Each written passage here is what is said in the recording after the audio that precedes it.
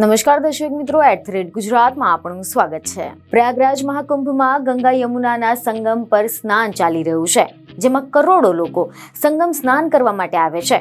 રોજે રોજ લાખોની સંખ્યામાં ભીડ ઉમટી પડતી હોય છે। દરેકની ઈચ્છા એ હોય છે કે આ મહાકુંભમાં સંગમ સ્નાન કરે, અને હવે લોકોની આસ્થા એક બાજુ છે અને હાલ જે રિપોર્ટ સામે આવ્યો છે તે જે કહે છે તે પણ ખૂબ જ ચોંકાવનારું છે। કારણ કે મીડિયા રિપોર્ટ અનુસાર એવી માહિતી મળી રહી છે કે સેન્ટ્રલ પોપ્યુલેશન કંટ્રોલ બોર્ડ એટલે કે CPCBએ તૈયાર કરેલા એવા રિપોર્ટમાં એવો દાવો કરવામાં આવી રહ્યો છે કે આ સંગમનું પાણી નહાવા યોગ્ય જ નથી, તેનાથી આચમન પણ નહીં કરી શકાય। ત્યારે હવે આ રિપોર્ટ સામે આવતા જાણીતા કથાકાર મોરારી બાપુએ ભારે રોષ વ્યક્ત કર્યો છે। સમાચાર એવા મળી રહ્યા છે કે કચ્છના કોટેશ્વર ખાતે જાણીતા કથાકાર મોરારી બાપુની રામકથા યોજાઈ હતી, અને આ દરમિયાન પ્રયાગરાજના મહાસંગમમાં ગંગા નદીના પાણીના જે રિપોર્ટ સામે આવ્યો છે તે રિપોર્ટ અંગે કથાકાર મોરારી બાપુએ પોતાની પ્રતિક્રિયા આપી છે, જેમાં આખરી પ્રતિક્રિયા આપતા તેમણે જણાવ્યું કે ગંગાનું પાણી એ નહાવા યોગ્ય નથી તેવો રિપોર્ટ મેં વાંચ્યો।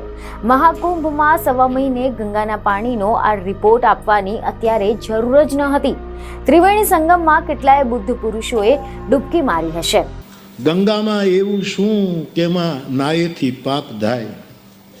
આવો પ્રશ્ન કોઈ નથી કરતા જે ગંગામાં નાય। અત્યારે જે રિપોર્ટ આપ્યો ને આપવાની અત્યારે જરૂર નહોતી।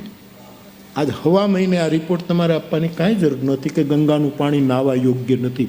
એમાં કેટલાય બુદ્ધ પુરુષોએ ડૂબકી મારી છે, એને તમને શું ખબર પડે કે નાવા જરૂર? તમારા તો યંત્રો જવાબ આપે છે, કોઈના મંત્રો એમાં પ્રવેશ્યા હશે, એનું શું હશે? લાખો કરોડો લોકોના શ્રદ્ધાનો આ વિષય છે। કાલે મેં અખબારમાં વાંચ્યું કે એવો રિપોર્ટ આવ્યો છે। મારે એમ તો આપણે વિરોધ શું કરીએ, પણ આપણે વિનય તો કરીએ। અત્યારે આ સમયે જો આપવાની કોઈ જરૂર નથી, અને તમે આપો તો કોણ ધ્યાન દેશે? કોણ ધ્યાન?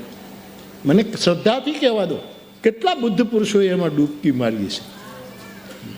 એણે પવિત્ર નહીં કર્યું હોય, તમારા યંત્રો જવાબ આપે કે કોઈના મંત્ર પ્રવેશ થયો હશે કે એનું શું? આ શ્રદ્ધાનો વિષય છે, જેના કારણે 52 કરોડ લોકો સ્નાન કરી ચૂક્યા છે। વિજ્ઞાન પુરાવા માંગે છે, પરંતુ ભરોસા અને વિશ્વાસને પુરાવાની જરૂર હોતી નથી। આપણે વિરોધ શું કરીએ, વિનય તો કરીએ જ। આ રિપોર્ટ અત્યારે આપવાની કોઈ જ જરૂર ન હતી।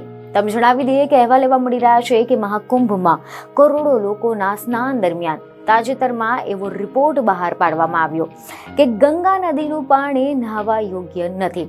જો કે ઉત્તર પ્રદેશના મુખ્યમંત્રી યોગી આદિત્યનાથે પણ આ રિપોર્ટનો વિરોધ કર્યો હતો। તેમણે જણાવ્યું કે સનાતન ધર્મ માં ગંગા ભારત અથવા તો મહાકુંભ વિરોધ ખોટા આરોપો લગાવવા અથવા તો નકલી વિડીયો ફેલાવવામાં આવી રહ્યા છે। 1 કરોડો લોકોના જે ભક્તો છે તેની શ્રદ્ધા સાથે રમવા જેવું છે। સંગમનું પાણી માત્ર આચમન યોગ્ય જ નહીં, પરંતુ પીવા લાયક પણ છે। આ અંગે ખોટો પ્રચાર ફેલાવવામાં આવી રહ્યો છે। એટલું જ નહીં, CM યોગીએ તો તેને સુનિયોજિત કાવતરું ગણાવ્યું હતું। બીજને ખબરો સાથે ફરી મળીશું। ધન્યવાદ।